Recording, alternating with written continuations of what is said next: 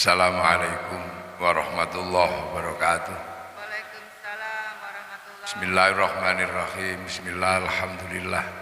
Assalatu wassalamu ala rasulillah Sayyidina Muhammad ibn Abdillah wa ala alihi wa ashabihi wa azwajihi wa dhurriyyatihi wa ahli baitihi wa man tabi'ahum bi ihsan ila yaumil qiyamah. Para alim, para ulama, para sesepuh seluruhnya yang hadir, yang sangat kita muliakan, para habaib yang kita hormati dan kita banggakan, Bapak Kapolri, Bapak Sigit, dan seluruh jajaran tinggi Polri Indonesia. Dari TNI ada Pak Wakasat, dari Pak Wakil Kasau, tak kelihatan disorot lampu. Lengkap kayaknya ya. Lampu nih aja padang-padang. Satu aja lampunya itu. Wah, kelihatan. Silonya luar biasa. Pengurus organisasi Islam yang hadir dari PBNU, Pak Miftah Fakih, dari Muhammadiyah, dari organisasi yang lain yang saya hormati, jajaran kepolisian yang kita banggakan, para hadirin wal hadirat yang berbahagia, alhamdulillah ini sebuah peristiwa yang sangat membanggakan, di mana kepolisian Republik Indonesia ikut andil dalam peringatan yang hari ini lagi diramaikan oleh seluruh kaum muslimin, yaitu peringatan Maulidin Nabi Muhammad Sallallahu Alaihi Wasallam, untuk memperingati kelahiran Rasulullah. Ada satu hal yang harus selalu diingat tentang kehadiran seorang nabi. Jadi Nabi Muhammad ini adalah nabi terakhir. Dalam urutan nabi dan rasul, ini nabi yang ke-25. Artinya sebelum Rasulullah sudah ada nabi-nabi yang sangat banyak. Ada nabi yang pertama namanya Nabi Adam. Kemudian ada Nabi Idris, ada Nabi Nuh, ada Nabi Hud, ada Nabi Soleh, ada Nabi Ibrahim, dan semua agama mengenalnya. Di dalam agama Nasrani juga dikenal, di dalam agama Yahudi juga dikenal, di dalam agama Islam juga dikenal. Dan mungkin ada satu nabi yang dikenal walaupun butuh penelitian, yaitu Nabi Ibrahim. Ini ada juga di dalam agama Hindu, walaupun butuh ilmu yang penelitian yang panjang. Kalau di dalam Nasrani ada Abraham, di dalam Islam ada Ibrahim. Nah, di dalam Hindu ini ada tokoh yang seperti Nabi Ibrahim, dikenal dengan nama Brahma. Kesamaannya ada pada istrinya. Kalau disebut Ibrahim itu istrinya Sarah, kalau disebut Abraham itu istrinya Sarah. Nah, kalau disebut Brahma itu istrinya Saraswati. Apakah ini tokoh yang sama? Wallahu a'lam.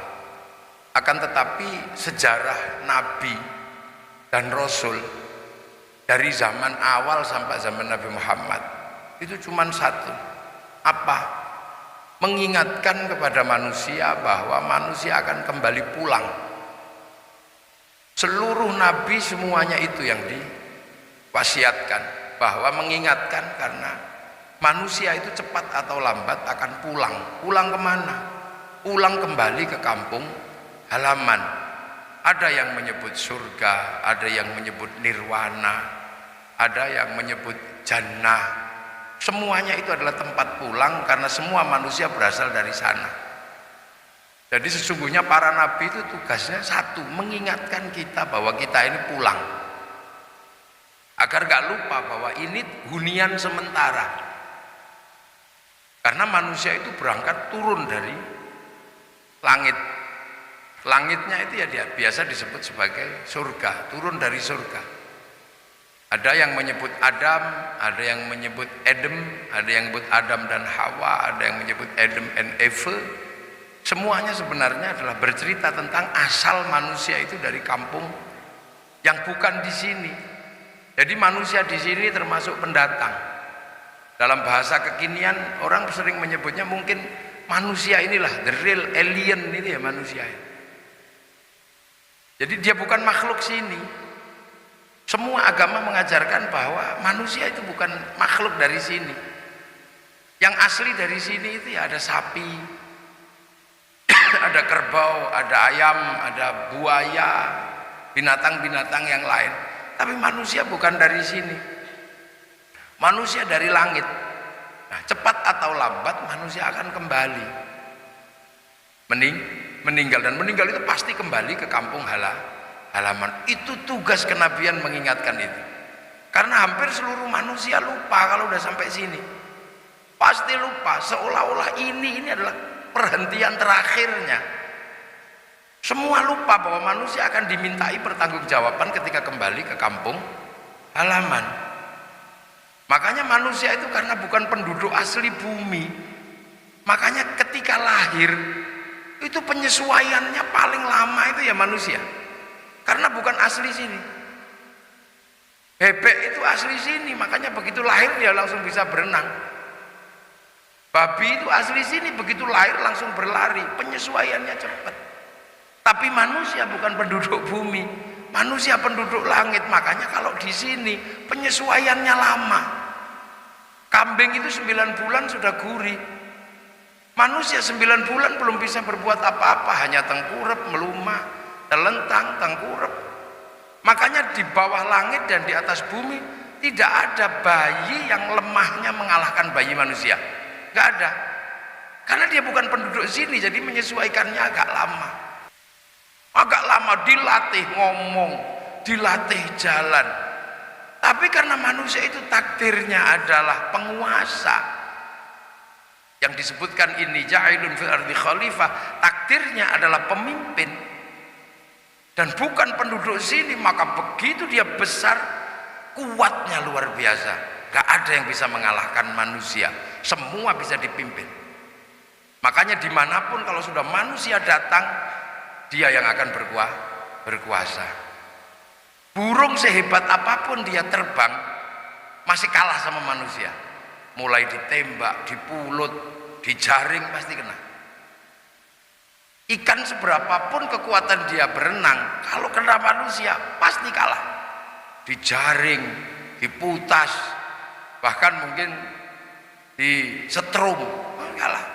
Angkasa dibikinkan pesawat, lautan dibikinkan kapal, menangan. Manusia paling menangan di sini. Dan manusia kalau dilihat dari kecil, kita bisa memahami betapa lemahnya dia. Kecil itu dikasih minum susu, keras dikit minumnya, keselak kalau orang Jawa bilang, tersedak.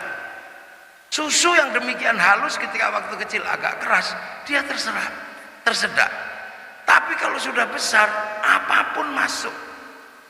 Jangankan susu, minuman keras masuk. Kecil itu dikasih makan pisang, gede dikit melet-melet sudah. Tapi kalau udah besar apa aja masuk. Bahkan aspal juga masuk. Gitu loh. Itu manusia. Aspal, oli, apa saja masuk. Ini manusia. Dari dulu monyet, terenggiling itu ada di hutan, gak ada masalah, utuh hutan itu. Tapi begitu manusia yang datang, hutan habis. Nggak tahu sih, loh ya habis. Ya enggak apa-apa, tepuk, oh enggak apa-apa. Ada Pak Kapolri, enggak apa-apa, tepuk tangan boleh. Lah ya, habis. Gunung itu kalau dari awal cuma ditunggu terenggiling apa awet, tapi begitu ada manusia datang, gunung juga habis. Itulah manusia. Makanya manusia ini harus selalu diingatkan. Boleh kamu ambil tapi secukupnya, jangan terlalu rakus. Karena nanti kita ini pulang. Makanya polisi, TNI, pejabat pemerintah boleh ambil apa saja, yang penting untuk kemaslahatan umat. Demi apa? Karena manusia kalau nggak ditahan, apapun pasti habis, karena kita ini manusia. Nggak ada yang nggak habis kalau udah sama manusia. Nah makanya selalu diingatkan, kamu pulang, maka jujurlah dalam hidup. Makanya Rasulullah pun sama, ketika ngingetin kita ini mau pulang, jujurlah dalam hidup. Wong kita ini mau pulang. Amanahlah dalam hidup, wong kita ini mau pulang. Tabligh, sampaikan apa pesan Allah, sampaikan. Gak usah banyak ditutup, kalau dijalankan ya syukur, enggak ya enggak apa-apa, terserah. Fatonah harus cerdas. Makanya Rasulullah ini jujur, karena besok berangkat itu ya bekalnya jujur. Karena jujur itu semua manusia bisa terima.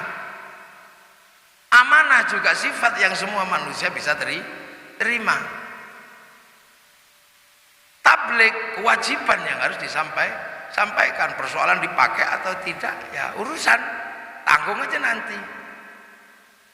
Cerdas, nah ini yang kemudian untuk apa? Karena manusia ini memang rumit.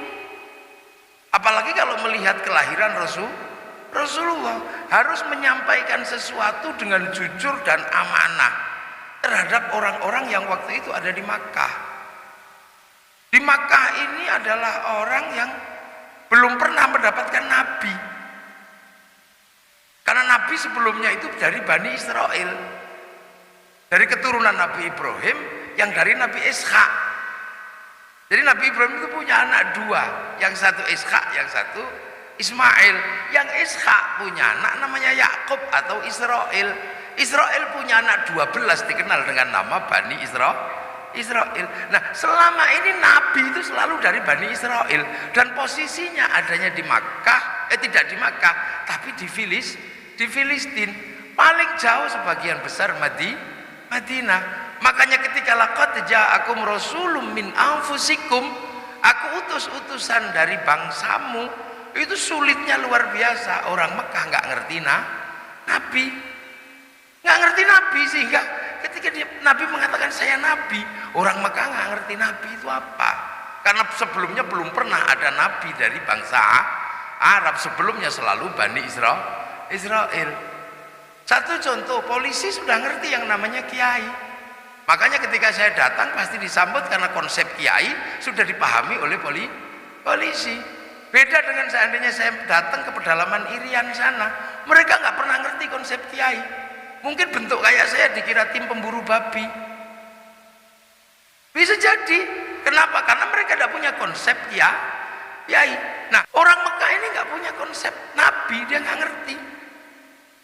Karena sebelumnya belum pernah ada nabi. Makanya laqad ja'akum rasulun min anfusikum. Ini orang Mekah nggak ngerti apa nabi.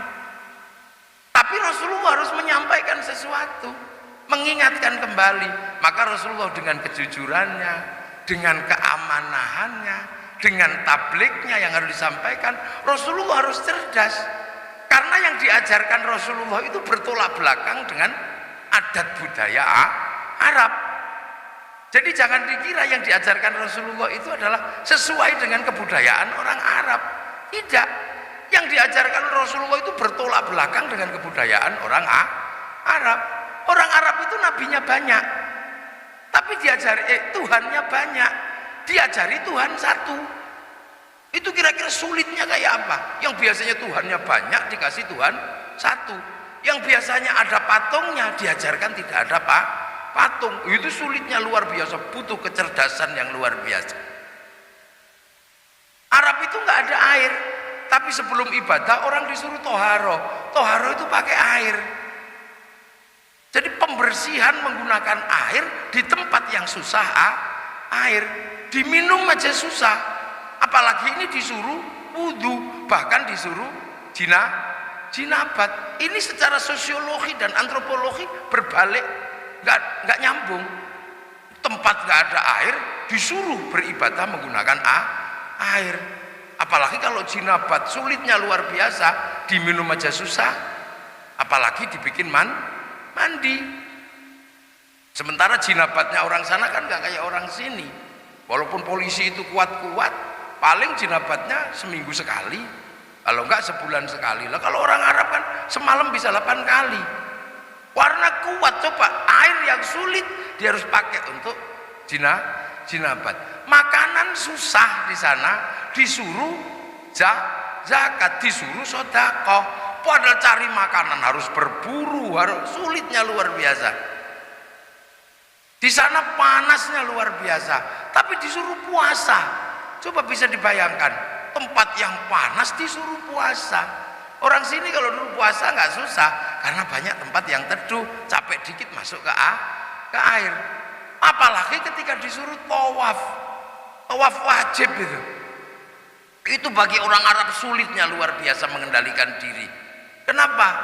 Karena yang perempuan disuruh buka muka, terus disuruh buka kaki, jadi mukanya kelihatan, kakinya kelihatan. Itu bagi orang Arab luar biasa berat, karena lihat muka, lihat kaki itu syahwatnya luar biasa. Tradisi di sana, makanya orang kalau nikah suruh lihat muka, tangan, tidak boleh lihat kaki, karena kaki itu ekstrim kalau di sana. Ya, lihat kaki.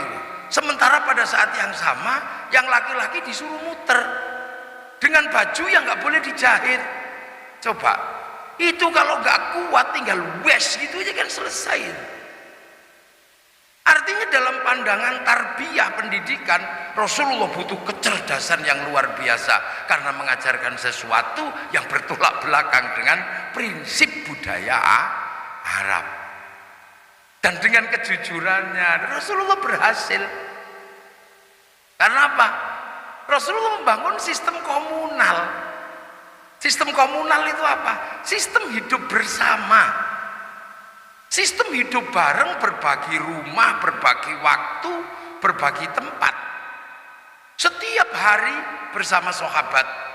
Jadi Rasulullah tidak mengajarkan, tapi hidup bareng memberikan teladan. Makanya laqad kana lakum fi Rasulillahi uswatun hasanah. Makanya Rasulullah itu contoh. Rasulullah tidak pidato mengajarkan, tidak bermauidhah hasanah, tapi mencontohkan hidup bareng, siang malam berbagi rumah, berbagi waktu. Ya mungkin sama dengan Akpol. Waktu di ini, tapi Akpol komandannya nggak satu rumah.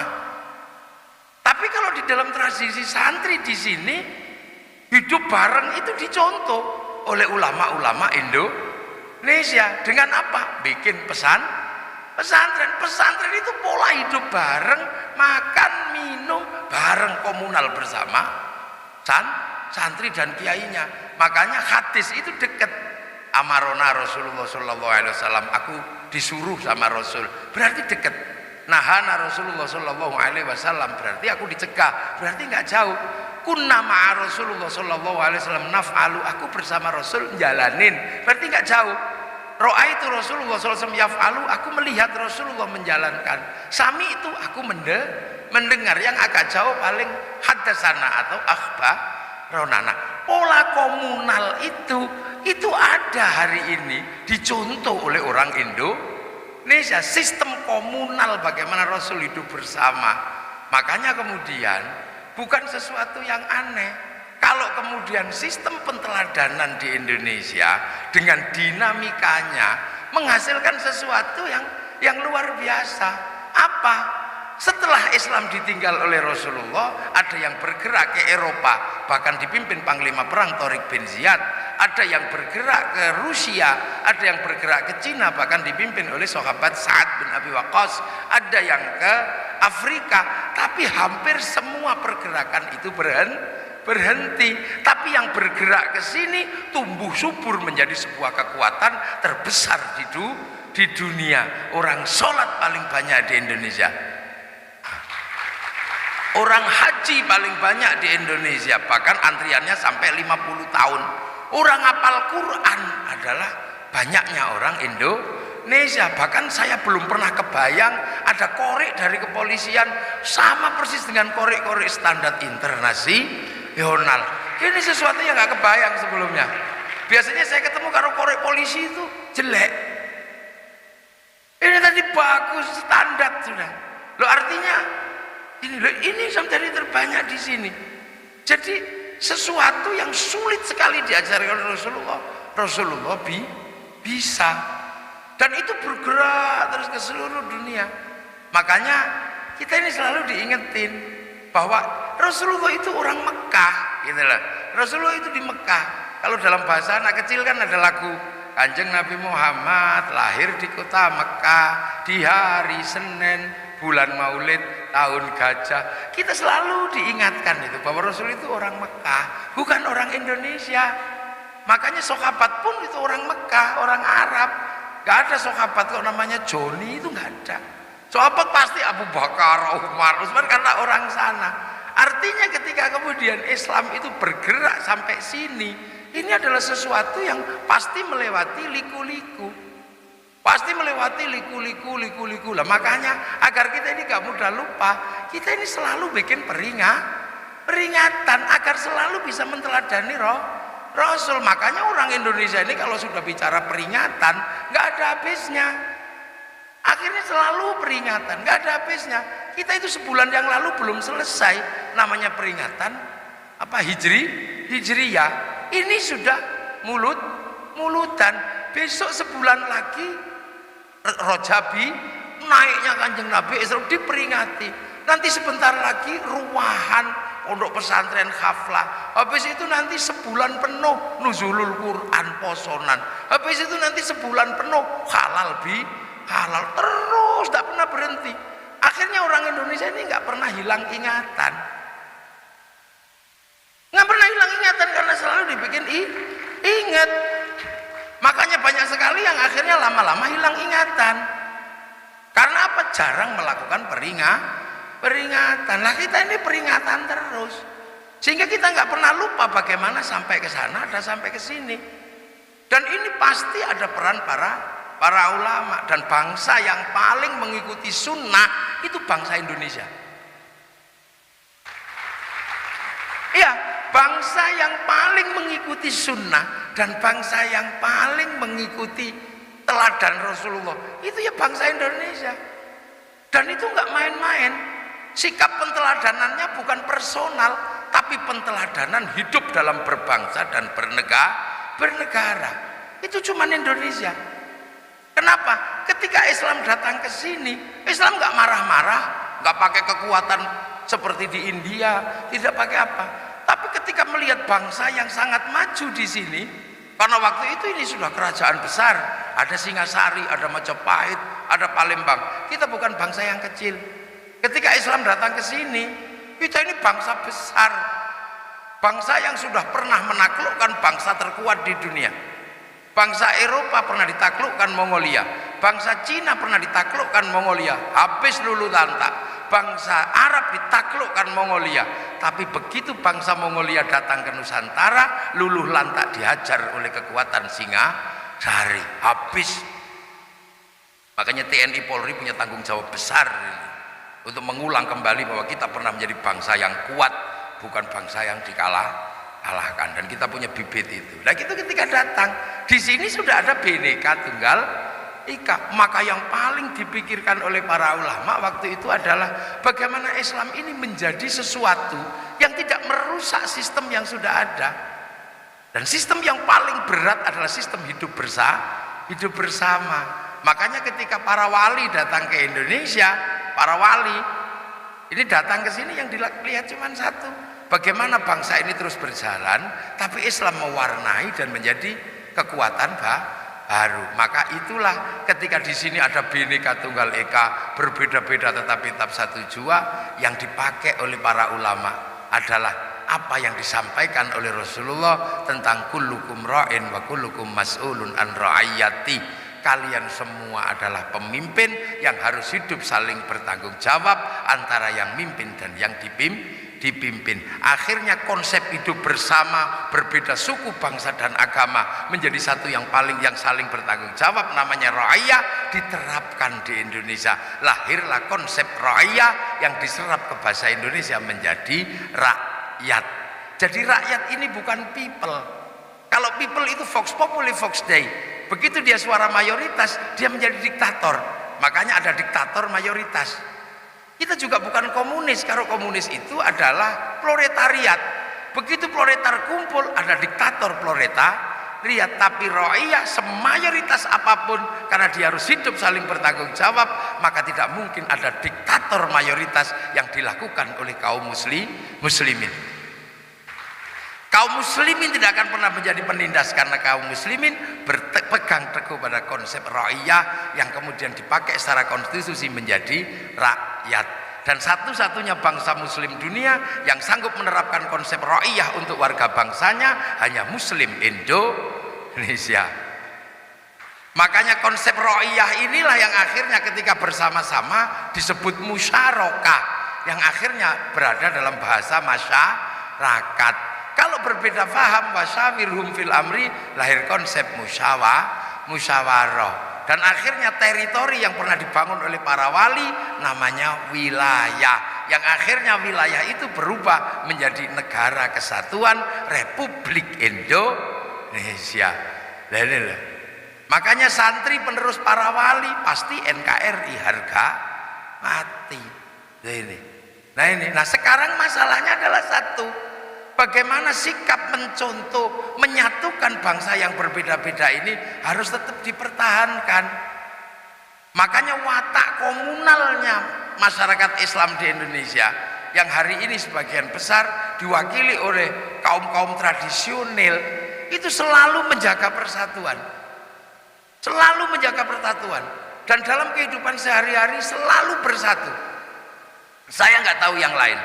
Yang lain sudah susah dipersatukan di dalam agama. Tapi kalau santri, kiai, ini pengikutnya Kiai Miftah Faqih ini dari PBNU masih bersatu. Bahkan doa aja masih bersama. Yang lain kadang disuruh berdoa bersama udah nggak mau. Doanya sendiri diem-diem begini. Tapi iya, akhirnya orang susah dipersatukan. Tapi kalau santri doanya masih bersama. Pak Kapolri, kiainya doang yang doa, santrinya aminah. Amin, amin, amin, amin, amin. Nanti kalau udah kecapean baru amin gitu. Kiainya paham langsung walhamdulillahirabbil alamin. Iya. Itu. Nah, nanti kemudian yang lain ikut berdoa. Kiai kita pengen berdoa. Kiai pengen berdoa. Ya sudah kalau gitu, mari datang ke alun-alun kota. Lahirlah konsep istighosah dan zikir bersama. Kalau sudah berangkat ke situ, semua ra'iyah datang ke sana, masyarakat datang semua bersatu, masyarakatnya dipersatukan, roda ekonominya berputar. Karena ketika datang untuk doa bersama, yang datang tidak cuma manusia dengan badannya, bakul bakso juga datang, jualan balon juga datang, bakul gelaran juga datang, apalagi kalau yang istighosah putri kompor juga datang, semua terjadi. Dan ini sesuatu yang luar biasa, persatuan terjaga, ekonomi berputar. Untuk apa? Mengingat sesuatu tentang Rasulullah. Akhirnya forum-forum terbuka di mana-mana, dan kiainya bisa menjelaskan di situ apa kebutuhan bangsa dan negara. Ketika bangsa diancam teroris, semua kiai ngomong terorisme. Ketika bangsa diancam oleh kekuatan apa, kiai ngomong apa. Ketika bangsa diancam oleh corona, kiai ngomong corona semua. Gak ada satupun yang gak ngomong. Sampai akhirnya cara-cara seperti itu menghasilkan sesuatu yang luar biasa. Santri tidak pernah menolak, dan polisi kerjaannya lebih enteng. Gak usah sholawatan, berhenti semua. Tip. Yang lain masih ngeyel. Ini kalau enggak, kalau santri tetap udah diem, ya udah, nggak boleh Jumatan, ya udah, nggak boleh pengajian, ya udah, nggak boleh khol, ya udah. Apa aja diem. Karena apa? Forumnya masih cukup banyak untuk melakukan pembelajaran dan edukasi. Sholawat. Yang lain sudah nggak mau, kadang sholawat malah disebut bid'ah, disebut. Tapi kalau santri, sholawat masih menghasilkan kebersamaan, menjaga kebersamaan. Berangkat semua ke alun-alun, akhirnya ada Jabodetabek bersolawat, Jateng bersolawat, Jabar bersolawat. Kalau sudah seperti itu, apa yang nggak terserap? Tenda terserap, sound system terserap, printer terserap, orang jual spanduk terserap, jual bendera terserap, sampai gagang pancing laku untuk gini-gini. Ini luar biasa. Dan kiainya bisa ngomongin edukasi umat. Kalau yang datang kok misalnya Habib Syekh kain putih laku semua, bel gini-gini. Kalau ada yang datang dari Jawa itu mafia sholawat kain hitam laku semua. Semua berputar. Dan selalu dijaga kebersamaan ini. Termasuk orang meninggal. Di Indonesia dijaga kebersamaannya. Jangan sampai ada orang meninggal, yang lain merasa sendiri. Akhirnya berkumpul 3 hari, 7 hari, bacain Yasin, sampai 40 hari, sampai 100 hari, bahkan 1000 hari. Ini apa yang gak terserap? Ayam terserap, anggur Cina terserap, apa aja terserap, roda ekonomi berputar. Makanya kalau dihitung berapa triliun yang dikeluarkan oleh masyarakat untuk ikut menjaga bangsa dan negara, untuk menjaga kerukunan bangsa dan negara, untuk menjaga kebersamaan. Kalau seandainya itu dibebankan kepada negara, bangkrut negara. Taman hitung, coba Kapolri mengadakan kegiatan seperti ini aja berapa ini biayanya? Ini baru di satu tempat, belum nanti di angkatan darat, belum yang di kampung-kampung. Saya sebulan belum pulang. Muter terus untuk apa? Ngeladeni mulutan. Ini saya baru pulang dari Bengkulu. Nanti malam masih di sini, besok langsung ke Surabaya. Muter terus untuk apa? Menjaga kebersamaan ini agar jangan sampai ruang edukasi itu hilang. Nah, ini biaya semua. Di sini aja berapa biayanya di satu tempat? Itu belum ongkos kiainya, belum. Loh, artinya bahwa itu sangat luar biasa. Masyarakat ikut menjaga bangsa dan negaranya dengan pola-pola yang di luar sistem negara, dan negara diuntungkan karena apa? Roda ekonomi berputar. Ada orang mati masih kumpul, dan kemudian kesadaran tentang Rasulullah itu di Mekah. Dan di sini ini jarak yang jauh pasti ada orang-orang yang membawa Islam sampai ke sini. Orang-orang itu diziarahi, ada yang disebut kiai, ada yang disebut wali. Nah, kalau sudah pergi ziarah, bis pariwisata laku. Coba, makanya ketika corona nggak ada orang ziarah, bis pariwisata libur, nggak laku. Wah, itu bis pariwisata laku semua. Roda ekonomi, peran transportasi laku. Makanya kalau nggak ada ziarah berhenti.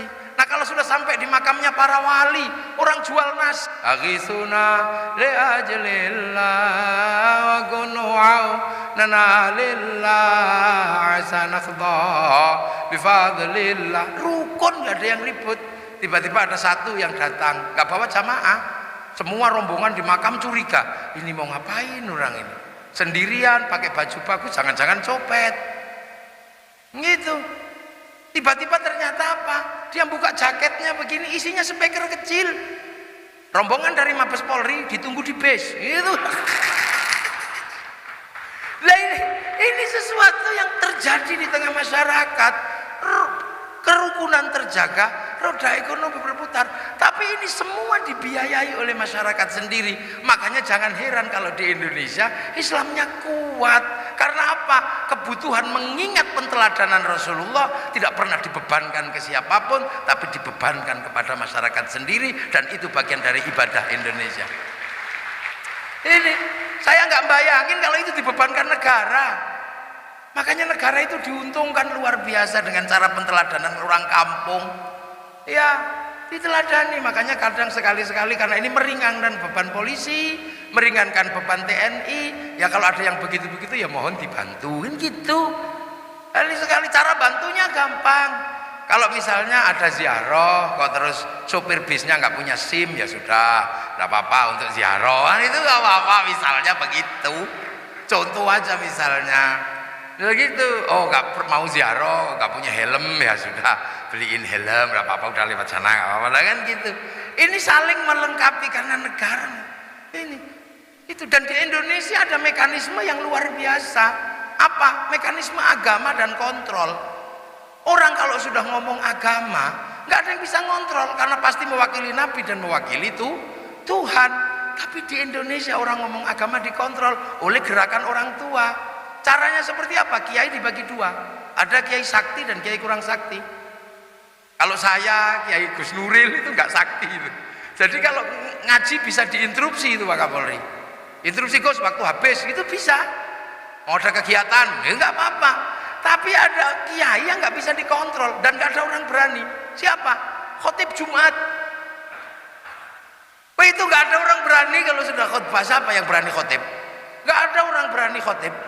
Karena kalau sudah ittaqallah nggak ada. Interupsi tip nggak berani. Makanya agar orang-orang dengan kekuatan agama berbicara agama yang absolut seperti ini tidak ngawur, oleh yang tua-tua dikasih tongkat waktu itu. Dikasih tongkat dan disuruh baca teks, sehingga kalau mau gini-gini khawatir tongkatnya jatuh, mau gini-gini khawatir teksnya hilang ketiup kipas angin. Akhirnya kalau ada tongkatnya ya santun ittaqullah, ittaqullah, ittaqullah. Kan mau gini-gini takut tongkatnya jatuh. Tapi begitu kemudian ada gerakan tongkat hilang dan teks hilang, ya sudah, akhirnya kemudian kanjuruhan keluar. Apa aja, oh Kapolri, saudara Jokowi keluar semua, dan itu biasanya tongkatnya nggak ada.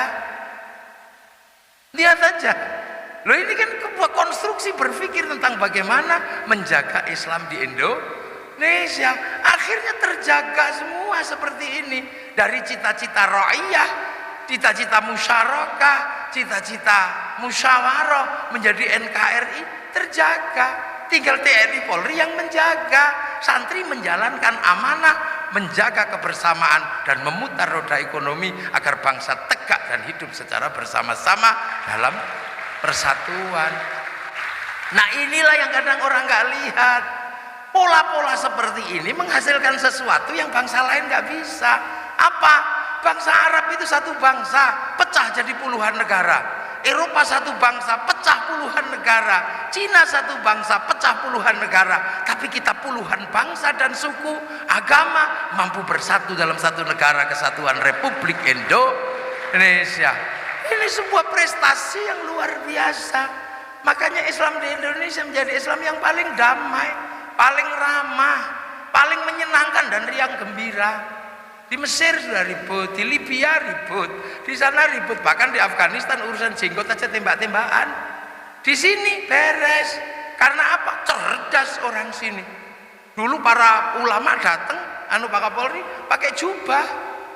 Sama beliau-beliau orang yang dari para habaib pakai jubah. Dulu para wali datang juga pakai jubah. Tapi orang sini cerdas, ketika jubah dipakai sebagai baju syar'i, nggak bisa dipakai untuk nanam padi. Gak bisa dipakai untuk manjat pohon. Ini akhirnya para ulama dengan kecerdasannya baju syar'i dipotong.